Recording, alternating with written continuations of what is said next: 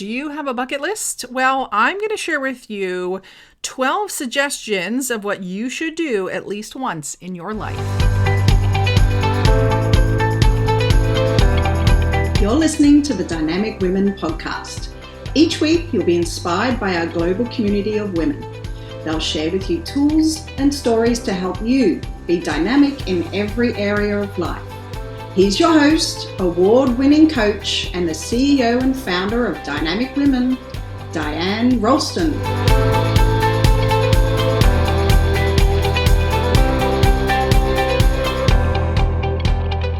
Hello, lovely dynamic women. Welcome to the Dynamic Women podcast. I am Diane Rolston, your host. I asked the women in my Dynamic Women community, the Facebook group, which you should be a part of. It's free, and I'll make sure that in the show notes there's a link so that you can join. But I asked these ladies, what is something you think everyone should do at least once in their lives? I'm going to share 12 of the answers. I'm going to share the first name of the woman who gave this suggestion. I'm also going to share if, my reaction to it and if I've done it. Now, this is the first time I'm seeing these. I have just counted the number of comments. And as we go through, you can also see if you've done this and if you think that this should be added to your bucket list. Here we go. Chantel says, dance in the rain. I feel like I've done this as a kid. Have you done it? I don't think I've done it out of excitement or pure joy that it was raining. A lot of times when I am in the rain, it is because I'm playing soccer. And so it's not necessarily dancing or by choice. I might have danced in the rain at the Full Moon Festival. I think it was gorgeous in Thailand when I was doing that. But I haven't specifically done it. But I think it's a great thing because it goes into that area of being playful. And so often we're like, oh, it's raining, or oh, it's cold, or we're a bit moany and whingy. And in this way, you get to kind of be free and have a little bit of fun. So I think, I probably need to add that on my bucket list. Next from Penny is skinny dip. Well, okay, I might have done this a few times and in a few different countries and in the night and in the daytime. I don't know if I would do it now. It's been in in oceans, in lakes, in pools, in hot tubs, public, private, but I have to admit I was not, really showing everybody everything. It was always a private group of people, or it was covering up and then uncovering at the last second. So have you done skinny dipping? I think it's something that you definitely should try. I'm not a big be naked in public sort of person, so I don't know if I will be doing it much in the future. Next one, Denise says, travel to a different country. Yes. Yes. I don't know how many times I have been to, let's say, the States or another country where the people haven't left. And even worse, they haven't even left their city or their state or their province. And you really need to go to a different country. And the benefit of that is really learning that the world is so much bigger than what's around you, and meeting different people and appreciating their culture and appreciating the things that matter the most to them, their lifestyle. Some things I've taken away are, when I lived in Japan for 3 years, the ability of the Japanese people to really put the good of the group ahead of the good of the individual, or the desires of the individual. I appreciated that. Also appreciated how they ate. They ate in a group, and they continued to order multiple small dishes, and they didn't end until there was maybe one dish left with one thing on it. And that showed that everybody was so full that there was one bite, like no one could eat that last morsel. I really thought that was lovely. And the idea of pouring drinks for each other. I think that's just such a giving, kind way of being. I've been to a bunch of countries. I got more to go. I slowed down after having kids. Let's see. In Asia, I did Thailand and Japan.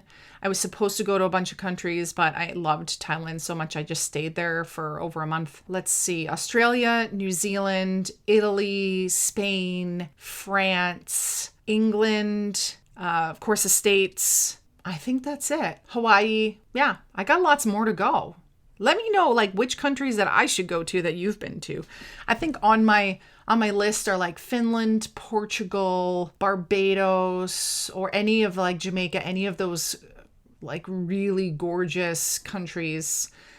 There's a bunch more, but I'll continue on. The fourth one is from, let's see, from Paula, forest bathing. So forest bathing, she replied here about what it is. It's a quiet, contemplative visit to a forest to sit still and focus on the energy you feel. It is both meditative and energizing.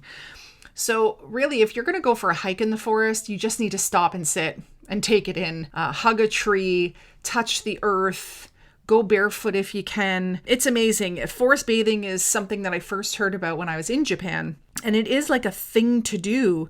The idea of just being completely surrounded and immersed in nature is a lovely experience and something that I don't think we do enough of, depending on what country you're in and where you live. And I was sitting on the beach talking to my mom as she visits in BC and saying, where I grew up and where she lives, there's just not a lot of forests that you would go hiking in. And so I feel very blessed that I have so many different forests here in North Vancouver that I can enjoy. So yes, I've done it and I hope you have too. Let me know, what's your favorite forest to go in? Next one. Now, this is not something that everyone can do and that's okay. But Katya says, have a baby. And I'm so blessed that I was able to conceive and deliver and have two precious children. And I know a lot of women have had trouble having babies or have had trouble, taking babies to full term and having a baby who has lived. My mother's first child ended up dying after 3 days, and that's my eldest brother. So it's a hard thing, right? It's a hard thing for a lot of people. And so when I had my kids, I was like, this is what childbirth's like. This is absolutely amazing and incredible. And if to go through that, if you can go through that, then it's such a miracle. It's so crazy to think you grew that thing inside of you and that it came out. So yes, I've done it. I'm done doing that. And the next one I'm actually going to go to what the comment from, or the different idea that's from Michelle. Be present for a baby's birth. And so if you can't have a child, and that's totally fine, experience the miracle of watching a live birth. Wow. Absolutely amazing. And I know that is such a privilege that not a lot of people are going to be able to be present for the birth of a baby, but maybe it could be the birth of an animal baby, or maybe at least just watch it on YouTube or something if you can get a copy of someone. I haven't seen someone else's birth in the room. I haven't. I hope that in the future, I'll be able to see my kids have their babies. My mom was there for my first baby's birth. And for the second one, it was so quick that we just had to get to the hospital. And once I was at the hospital, my second child, my son, came 12 minutes after I arrived at the hospital. And so my husband was actually parking the car and didn't even witness the second birth. But that was done, without any pain meds or whatever. And man, that showed me how strong I can be, but I never want to have a baby again, especially without pain meds. Okay, next one. I think we're on 6 maybe. So Camille says drive to Vegas. Now, I haven't driven to Vegas. I've been in Vegas. It's pretty close. I guess we could. The only kind of main driving that I did was I drove across Canada from Ontario to BC to come out here. My boyfriend at the time, now my husband, did that. We took 10 days to make it a nice journey. I also drove around New Zealand in a car. I think it was mainly South Island we did.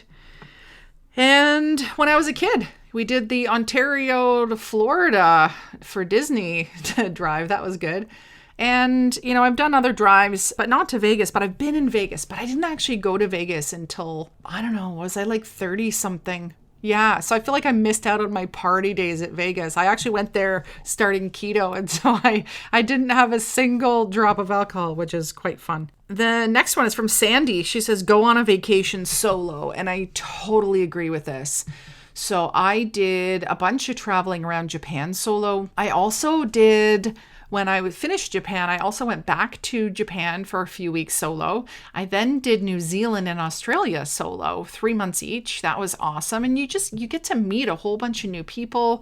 You know, you get to be pushed out of your comfort level maybe and have new experiences. You're not tied down by anyone else. You get to make the choices that you want to make in the moment. I think it's absolutely amazing. I also traveled Thailand by myself. It was supposed to be like Thailand, Malaysia, and like other places. And I stayed in Thailand and it was wonderful. And I met I traveled with some Aussies. And I ended up adding on some different destinations with them. I also traveled and hung out with some Israelis, some actual Thai people. It was awesome experience. I definitely recommend doing this. Just make sure you're safe, especially as a woman. You want to make sure that the country that you're in treats women, that women are protected and safe. And so Japan actually was a really great place to be able to do that. It's a very safe country. Okay, next one from Jackie. Travel with a backpack and travel wherever the road takes you. Yes, I'm such an A-type planner. And so I have overly planned certain vacations. And some of the best ones are ones where I have a backpack and a very loose plan. It allows spontaneity. And a lot of times when I do travel with a backpack, the idea is like if someone offers me an amazing opportunity, I'm going to say yes. So I went on a radio show to talk about, when I was in New Zealand, to talk about rugby, women's rugby in Canada. I also did a bungee jump that someone invited me to go do. I went to a cricket match. So a lot of cool stuff can happen when you are just, going where the road takes you. So I love that one, Jackie. And yes, I've done it. I don't know if I would travel with a backpack with the age that my kids are, 7 and 10, only because I want them to carry their own backpack. And I feel like I'd be carrying their backpack. So right now I'm a hotel with a suitcase kind of gal. But in the future, yes. Rupinder says, go on a weekend with your friends. Oh my goodness. Girlfriend weekends are amazing. Girlfriend overnights, girlfriend trips. A lot of times my friend Michelle and I, we will go to different learning places. So it all started when she invited me to go to Brendan Burchard's event in California. And then I invited her to one and then she invited me back. And so we're kind of each other's plus one for a lot of these programs. And it was so fun when we got to bring our other friends, Kirsten and Tazim, with us. You get to just be silly and have fun. And I also did a Hawaii week with one of my friends and then her two friends that I didn't know. Definitely went into that with a little bit of apprehension, and I designed the relationships, and man, it was amazing. Just down to the fact that when you go with your friends, these women didn't know me, but the first morning, we've got coffee on, and I said, I drink tea first thing, and so I made myself a tea, and then the next morning I get up and I come down and I put the kettle on for your tea, Diane. Wow. Like, how caring, how lovely. When you go on a trip with a bunch of women, there's so much taking care of that happens. Next from Marilyn, she says, be somewhere that no one can speak your language. So you're trying to, or vice versa, somewhere where you can't speak their language. So traveling around Japan to some of the smaller places, or in Thailand to some of the smaller places, Spain, Italy, France, there were places that I went where people didn't really speak English, or they were too shy to, or they just decided they didn't want to.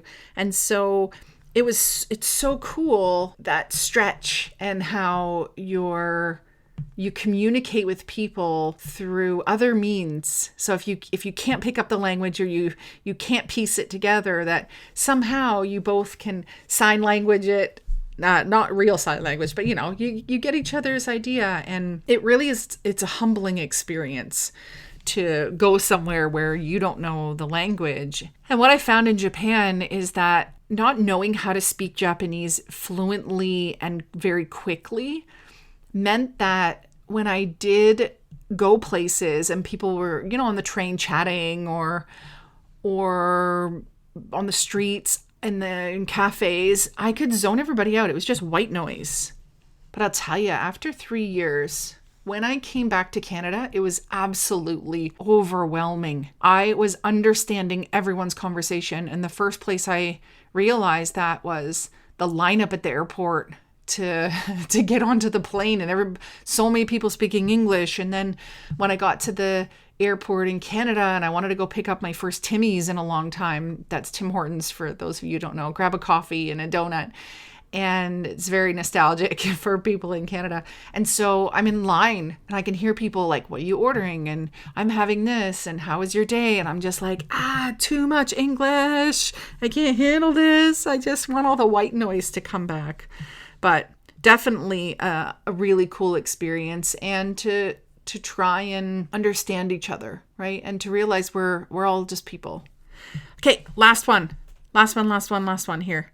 From Susan. She said, volunteer for those in need. Volunteering is something that I have maybe done a little bit more in the past on a consistent basis. And now I'd say it's a bit more sporadic, the volunteering for people. And I do more acts of generosity. So different events that I'm holding will have a different charity, usually women's shelters. That's my main go-to, or like the family services of North Shore, that I will give partial proceeds of ticket sales, or I'll invite people to bring items that they need, that the women in the shelters would need or appreciate, pajamas, socks, underwear, and other things that they need, like beauty products, toothbrushes, these sort of things. And we also just recently at Christmas time put together blessing bags. My church group, women's group, we put together blessing bags for the women on the east side. And so for those of you who don't know, that's East Vancouver. And there's a lot of homeless women, a lot of women in very low income housing. And so we bless them with these bags filled with goodies, meaning like beauty products, goodies, and socks, and just things so that they can like have a special something for themselves. And so volunteering right now isn't on a regular basis, but as I said, it's acts of kindness and generosity. But I also volunteer in the way that I spoke at 2 Dream It Be It conferences, and that's for high school girls to learn more about go for their dreams and figure out what their career that they want is.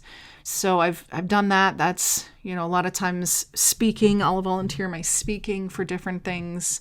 There's another thing coming up for women in leadership that I'm going to volunteer for. And so I really like when I'm invited to come and speak and use my gifts to support others in that way. Well, yeah, there you go. So these are the 12 things that my women's community, Dynamic Women, said that we should be doing sometime in our lives, at least once. And so I'm curious, what would make your top 12 list? What are some suggestions that you have? Please drop them in the comments so that I can, learn from them. I can see if I've done them, and that the other listeners can as well. If you haven't yet, please like, subscribe, and review this podcast.